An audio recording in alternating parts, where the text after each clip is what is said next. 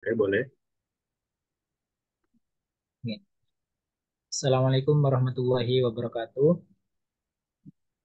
Perkenalkan, nama saya Muhammad Faisal dan di sini saya ditemani oleh rekan saya yaitu Muhammad Mahdi Al-Akbar. Di sini kami dari kelas M2021A yang mana akan mempresentasikan hasil penelitian kami terkait penerapan algoritma fuzzy Ciment dalam pengelompokan kabupaten atau kota di Provinsi Jawa Timur berdasarkan tiga fasilitas kesehatan masyarakat. Nah, selanjutnya yaitu yang melatar belakangi judul yang kita usung, yaitu terdapat tidak meretanya fasilitas kesehatan, yang mana hal tersebut diperkuat oleh data yang ada di website Badan Pusat Statistik Provinsi Jawa Timur yang rilis pada tanggal 28 Februari tahun 2023. Dari data tersebut bisa disimpulkan bahwasanya Kota Pasuruan yang memiliki rumah sakit umum paling sedikit dibandingkan dengan kabupaten atau kota yang lainnya. Sehingga dengan adanya judul yang kita usung yaitu penerapan fasi cimen tadi untuk pengelompokan kabupaten atau kota berdasarkan fasilitas kesehatan bisa menjadi acuan dalam pemerataan fasilitas kesehatan di kabupaten kota pada Jawa Timur.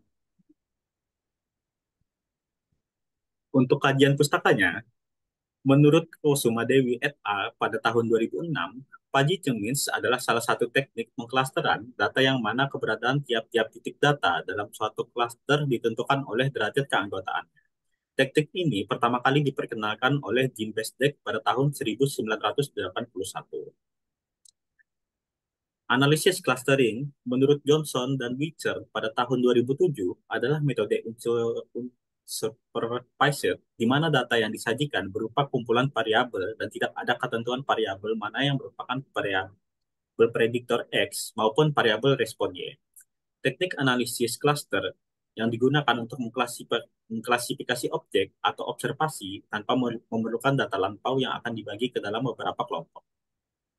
Fasilitas kesehatan menurut Peraturan Pemerintah Republik Indonesia Nomor 47 Tahun 2016 tentang fasilitas pelayanan kesehatan adalah suatu alat atau tempat yang digunakan untuk dalam menjalankan upaya pelayanan kesehatan, baik dari segi promotif, preventif, kuratif, dan juga rehabilitatif yang dilakukan oleh pemerintah pusat, pemerintah daerah, atau masyarakat. Lanjut. Selanjutnya yaitu metode yang kita gunakan merupakan fuzzy Ciment clustering atau bisa disingkat FCM. Nah, untuk FCM itu sendiri ada 7 langkah untuk bisa mengclustering suatu data. Yang pertama yaitu menetapkan data awal yang ingin kita teliti. Jadi, kalau dalam penelitian ini kita menggunakan data kesehatan yang mana dalam data tersebut ada 3 variabel. Variabel pertama yaitu jumlah puskesmas, variabel kedua yaitu jumlah rumah sakit umum, dan variabel yang ketiga yaitu jumlah apotek. Nah, data itu perlu kita tentukan di awal karena akan menjadi acuan atau data acuan yang kita gunakan dalam mengoperasikan ke proses selanjutnya. Nah, untuk langkah yang kedua, yaitu menentukan parameter awalnya. Nah, dalam FCM ini kita perlu menentukan parameter-parameter yang memang harus kita tentukan di awal. Salah satunya yaitu jumlah klaster, pangkat pembobot, maksimum iterasi, error terkecil yang diharapkan itu berapa, dan fungsi objektif, dan juga di sini ada iterasi awalnya. Nah, semua parameter itu kita harus menentukan di awal. Nah, setelah menentukan parameter awal, langkah selanjutnya yaitu menentukan bilangan random atau bisa dikenal merujuk ke definisi fuzzy Ciment sebelumnya yang dibacakan oleh rekan saya, yaitu pengklasterannya ditentukan oleh derajat keanggotaan. Nah, disinilah yang dinamakan derajat keanggotaan atau bilangan random. Nah, untuk syarat bilangan random itu sendiri, di sini nantinya ketika jumlah kolom itu dijumlahkan harus sama dengan satu. Dan bilangan random itu sendiri harus sama dengan jumlah klaster. Misal katakanlah bilangan random itu kita berikan nama K1. Jadi misal jumlah klasternya ada 3, berarti kita harus punya bilangan random K1, K2, dan K3. Begitupun seterusnya. Nah, selanjutnya yang langkah keempat yaitu kita menghitung pusat klasternya. atau kita mencari sentroidnya. Nah, di sini untuk menghitung pusat klaster yaitu kita memiliki rumus VKJ di mana untuk rumusnya itu sigma I dimulai dari 1 sampai ke N.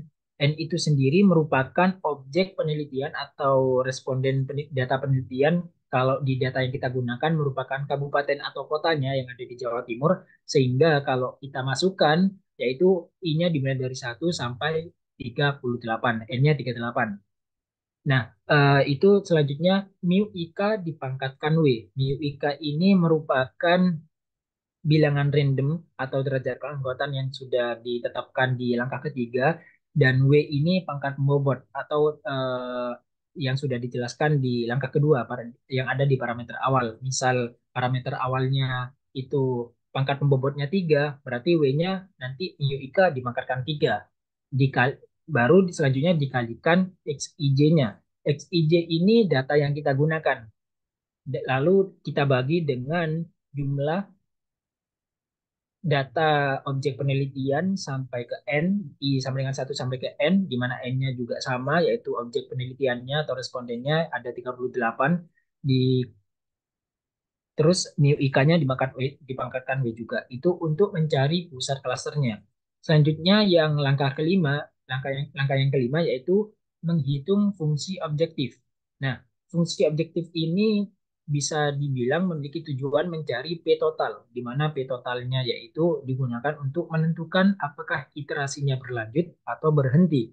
Nah, dalam rumus fungsi objektif yaitu PT sama dengan sigma I dimulai dari 1 sampai ke N, N-nya yaitu data objek penelitiannya, objek data penelitian, dan sigma yang kedua yaitu K dimulai dari 1 sampai ke C, di mana C-nya yaitu jumlah klaster, karena di sini nanti kita menggunakan data itu menjadi 3 klaster, maka C-nya diganti 3 nantinya, dan sigma yang ketiga yaitu J dimulai dari 1 sampai dengan M. M ini jumlah variabel yang kita gunakan. Jadi kita ambil jumlah puskesmas, jumlah rumah sakit, dan jumlah apotek. Jadi nanti N-nya diganti 3.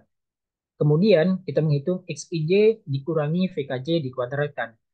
XIJ-nya kembali lagi, XIJ itu merupakan suatu data penelitian yang kita gunakan, yaitu data kabupaten atau kota terkait fasilitas kesehatan.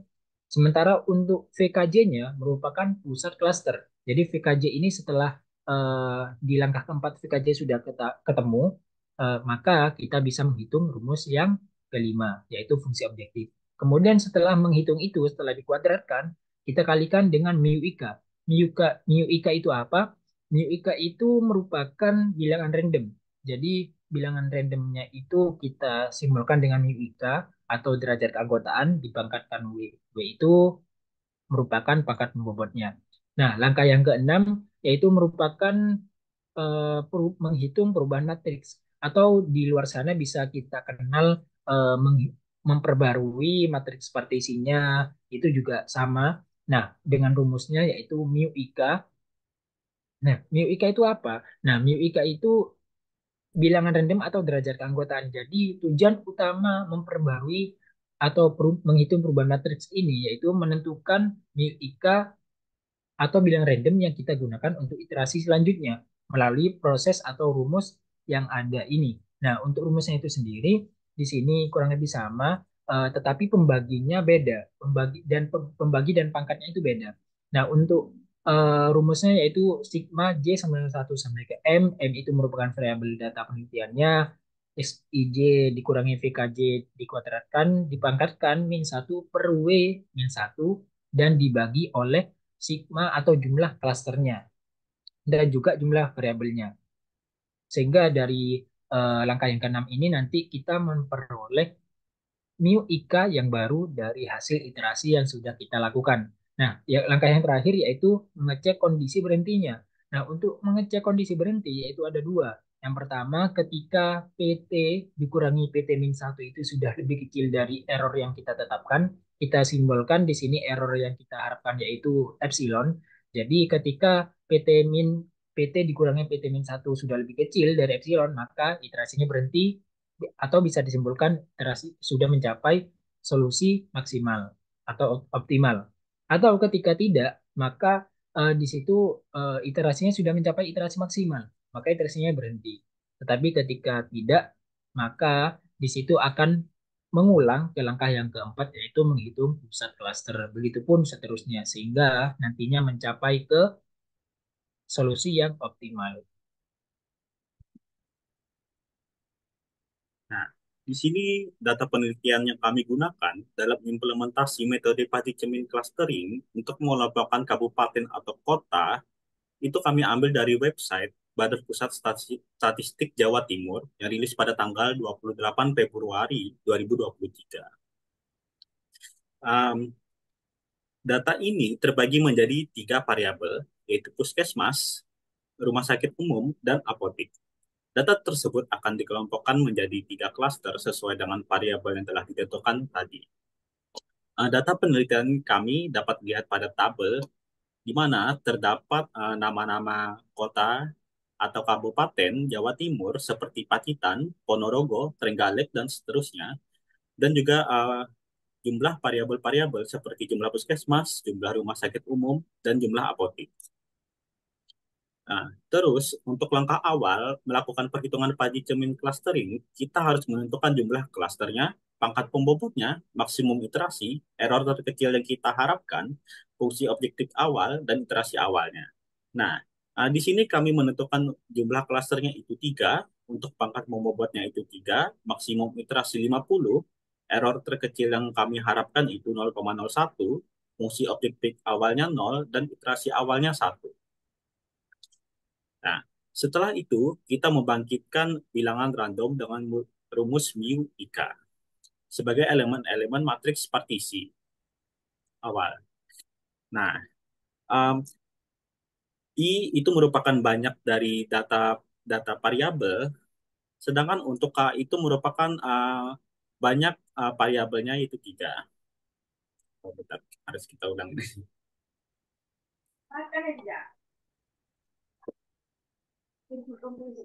Setelah itu, kita membangkitkan bilangan random dengan rumus mu IK sebagai elemen-elemen matriks partisi awal, di mana I merupakan banyak data yang digunakan pada implementasi Pazi, dan K merupakan banyak variabelnya.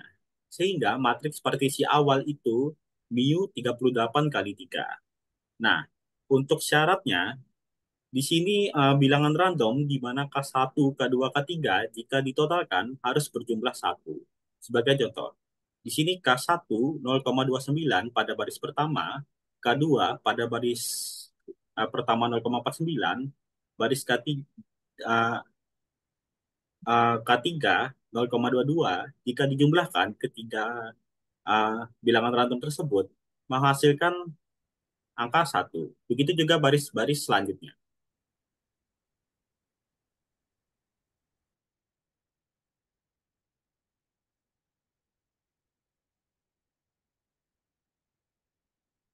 Selanjutnya, untuk menghitung pusat klaster K dengan rumus FKC sama dengan sigma I sama dengan 1 sampai dengan N, di mana mu IK dipangkatkan dengan W dikali XIJ dibagi sigma I sama dengan 1 dipangkatkan N X.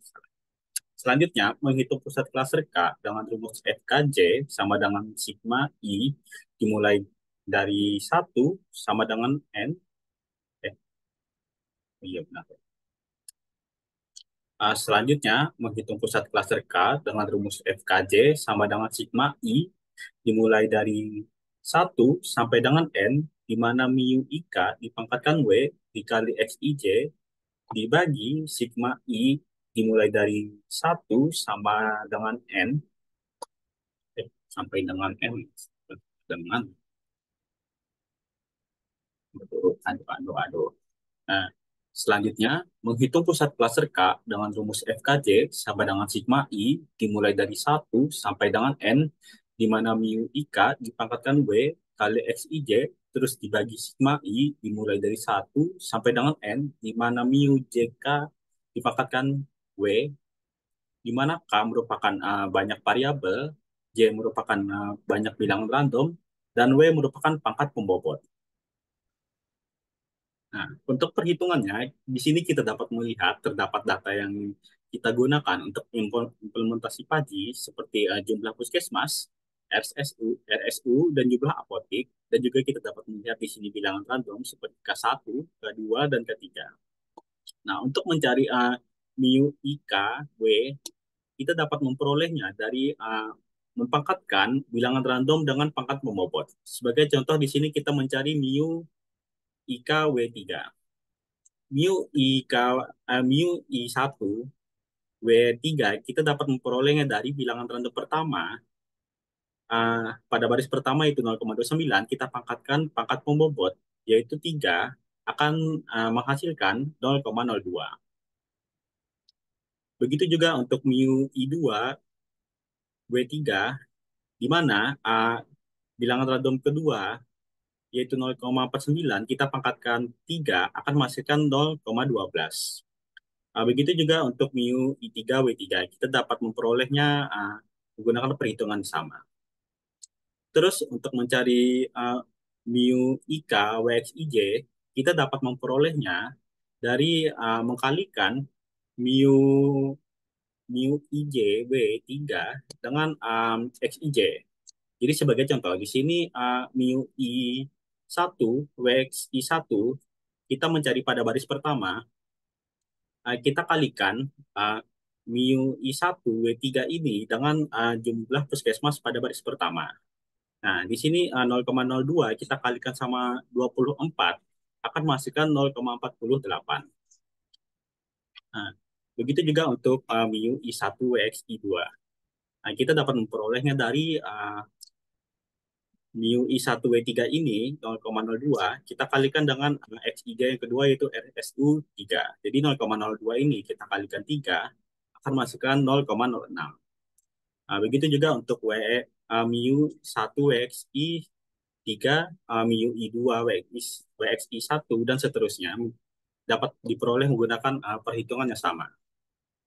Nah, setelah menghitung mu WXIJ, kita menjumlahkan seluruh baris pada masing-masing kolom. Sebagai contoh di sini mu I W3 kita jumlahkan sehingga totalnya menjadi 3,06. Untuk mu I2 W3 akan menghasilkan 2,16, mu I3 W3 akan menghasilkan 2,76, untuk mu I1 X I1 menghasilkan 65,27 dan seterusnya.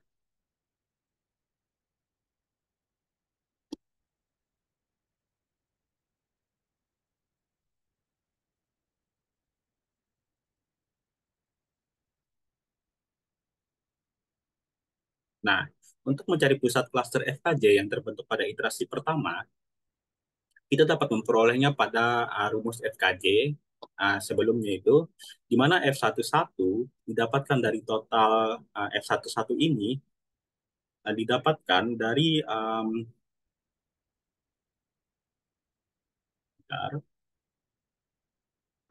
mu I1 X I1 65,2 dengan total mu I1 W3 yaitu 3,6 3,06. Jadi 65,27 ini kita bagi dengan 3,06 akan menghasilkan 21,33 0,65.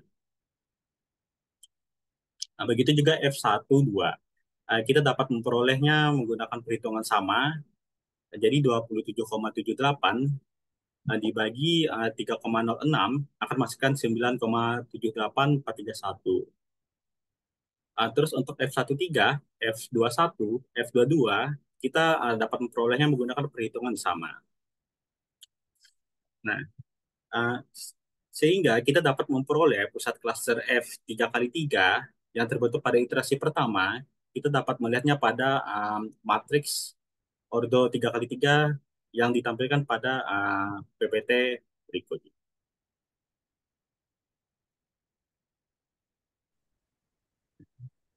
Selanjutnya yaitu menghitung fungsi objektif pada iterasi ke T. Nah, untuk menghitung fungsi objektif ini, kita tujuan utamanya mencari P totalnya. Atau bisa kita simbolkan dengan PT dengan rumus sama dengan sigma I sama dengan 1 sampai 38, dan sigma yang kedua yaitu K sama dengan 1 sampai 3 dikalikan dengan sigma J sama dengan 1 sampai ke 3, XIJ merupakan data awal kita yang digunakan dikurangi dengan pusat klaster VKJ. Lalu di, lalu dikuadratkan. Nah, kita hitung dulu yang rumus ini. Jadi XIJ dikurangi VKJ lalu dikuadratkan. Karena di sini ada tiga klaster, otomatis nantinya ada 3 perhitungan. Nah, sigma yang pertama, sigma yang di sini nanti menjumlahkan hasil hasil dari operasi ini, hasil dari XIJ dikurangi VKJ dikuadratkan. Karena sesuai yang saya jelaskan yaitu ada 3 klaster, maka di klaster pertama nanti penjumlahannya ini. Dan di klaster kedua yang ini, dan yang klaster ketiga yang ini. Itu penjumlahannya. Nah, sedangkan sigma yang kedua, yaitu menjumlahkan dari hasil kali XIJ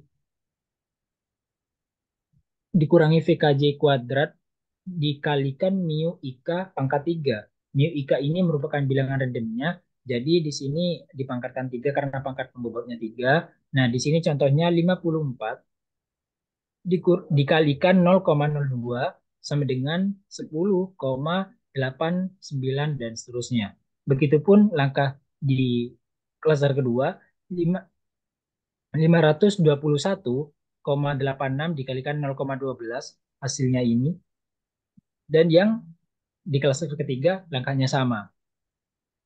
Nah, itu nantinya untuk sigma yang kedua menjumlahkan semua hasil hasil perkalian sebelumnya. Jadi 10,892 dijumlahkan ditambah dengan 62,623356 ditambah dengan 3,81567 sama dengan 77,33 sekian.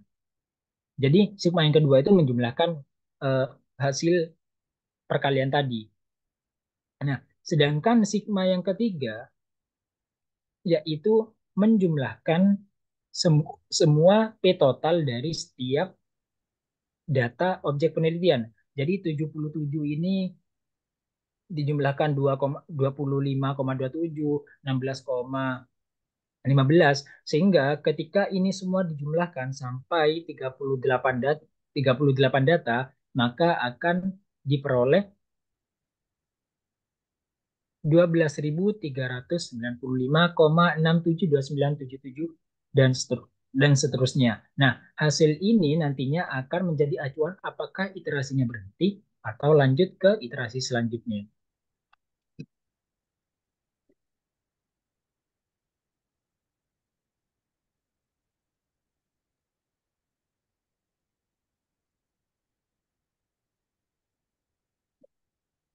Nah, langkah selanjutnya yaitu menghitung perubahan matriksnya atau bisa kita kenal dalam langkah yang ketujuh ini yaitu memperbarui nilai matriks partisinya.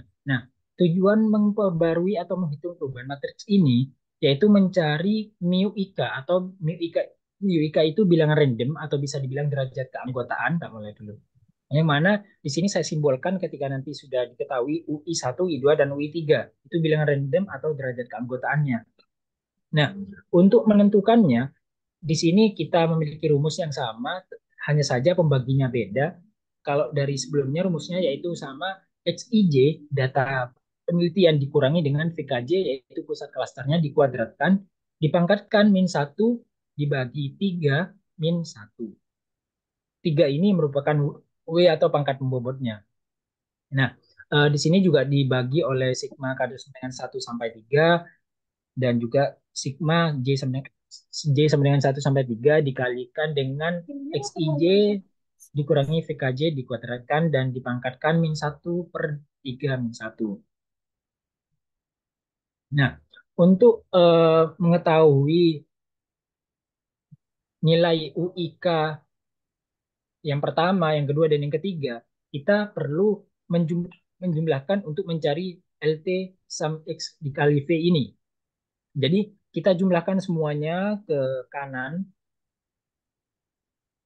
Ini kita jumlahkan semuanya. Dari total ini kita jumlahkan,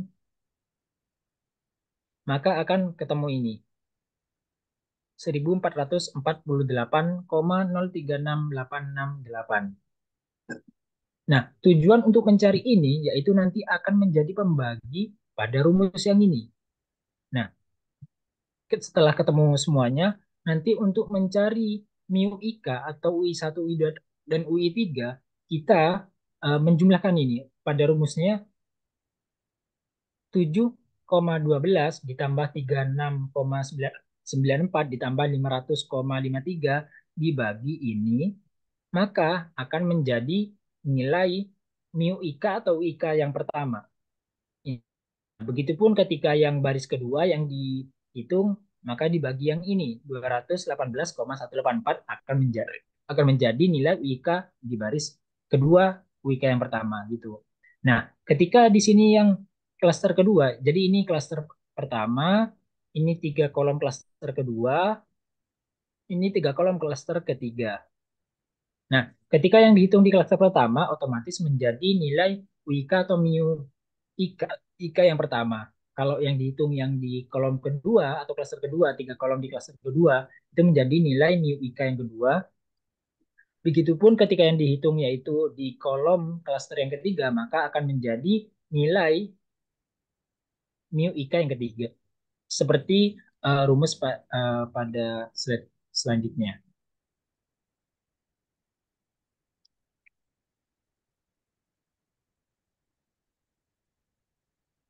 Nah, ini jadi langkah yang saya maksud tadi seperti ini, menjumlahkan kolom yang tiap klasternya dibagi dengan total penjumlahan keseluruhan.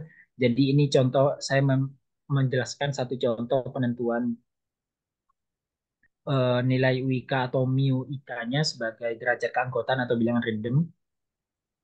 Jadi nanti menggunakan rumus ini kita menghasilkan mu IK atau bilangan random yang baru hasil iterasi yang pertama. Nah, ini dia. Jadi di sini K1, K2, K3 itu saya gunakan sebagai simbol dari bilangan randomnya. Atau saya gunakan simbol ini untuk derajat keanggotaan yang dihasilkan oleh iterasi pertama. Nah, di sini syaratnya sama. Ketika dijumlahkan K1, K2, dan K3-nya, tiap barisnya, maka akan sama dengan 1. Sehingga dari yang awalnya kita bilang randomnya K1, K2-nya, K3-nya kita tentukan sendiri, tetapi hasil ini untuk iterasi kedua kita menggunakan ini, bukan menggunakan K1, K2 atau bilang random yang awal tadi, tetapi menggunakan K1, K2 yang dihasilkan oleh dari iterasi pertama.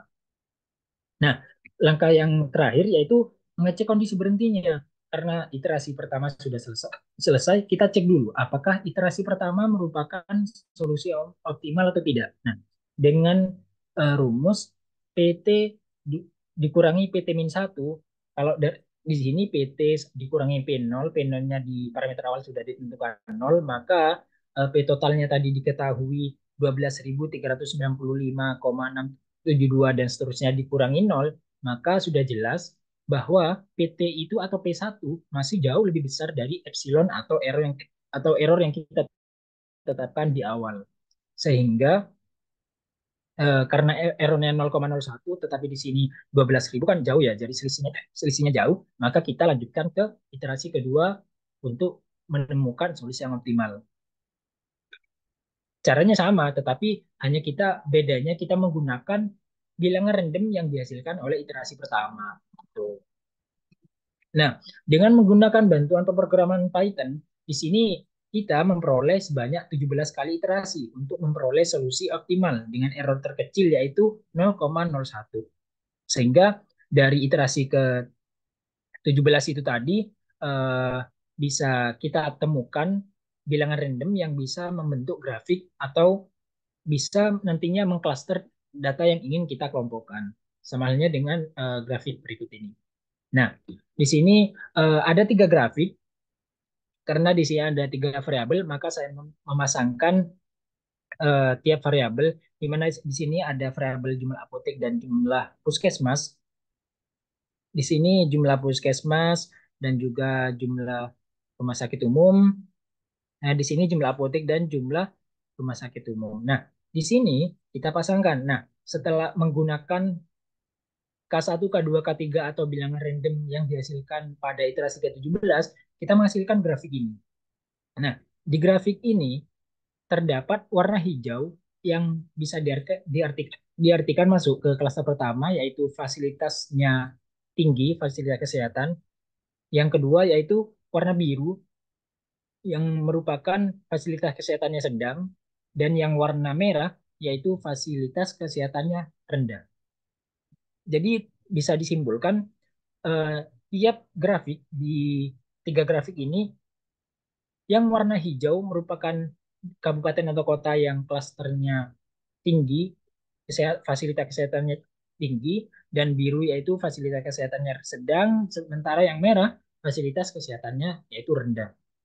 Dan tiap grafiknya memiliki titik klaster yang sama pada contohnya, yaitu kota Surabaya. Di sini titik hijau di klaster 1 fasilitas kesehatannya tinggi. Di sini di grafik yang kedua juga juga sama, dan di grafik yang ketiga juga sama. Begitupun dengan kabupaten dan kota yang lainnya.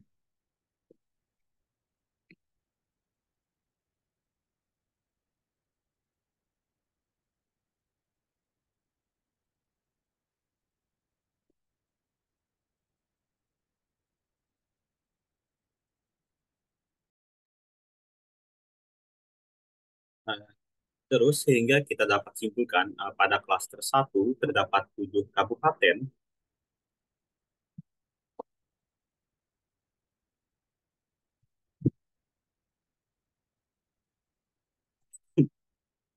sehingga dapat disimpulkan pada klaster pertama terdapat 7 kabupaten atau kota, nah, di mana salah satunya kota Surabaya, yang mana pada grafik sebelumnya itu,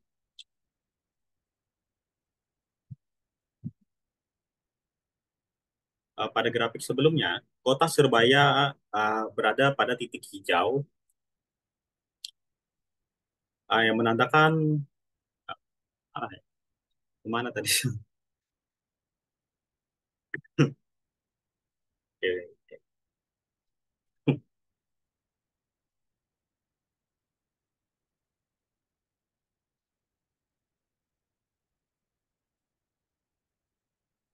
Sehingga dapat disimpulkan pada klaster pertama terdapat 7 kota atau kabupaten, di mana salah satunya kota Surabaya, uh, di mana kota Surabaya ini berada pada titik hijau atau fasilitas kesehatannya tinggi. Begitu juga 6 kabupaten atau kota lainnya. Terus untuk klaster 2 dapat disimpulkan juga terdapat 14 kabupaten atau kota, di mana salah satunya itu Bojonegoro, uh, yang berada pada titik kuning. Titik apa ya?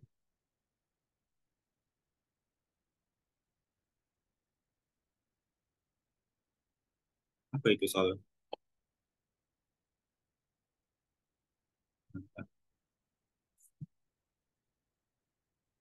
Oke.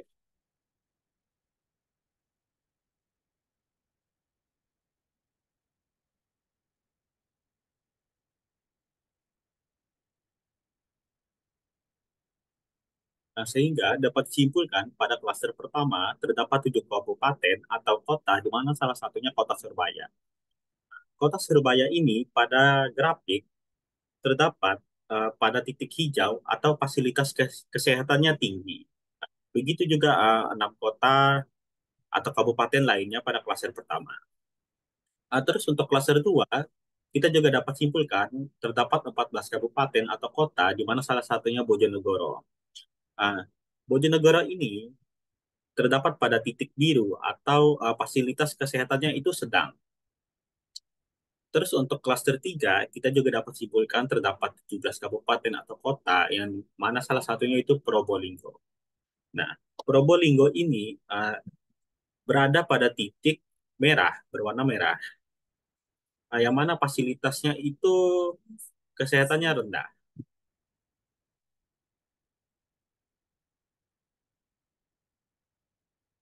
Nah, untuk daftar pustaka yang kami ambil, referensi dari jurnal yang berjudul Applied Multivariate Statistical Analysis dan juga Fuzzy Multi-Attribute Decision Making. Sekian presentasi dari penelitian kami. Mohon maaf untuk segala kekurangan dan kesalahan selama presentasi. Kami pamit undur diri. Wassalamualaikum warahmatullahi wabarakatuh.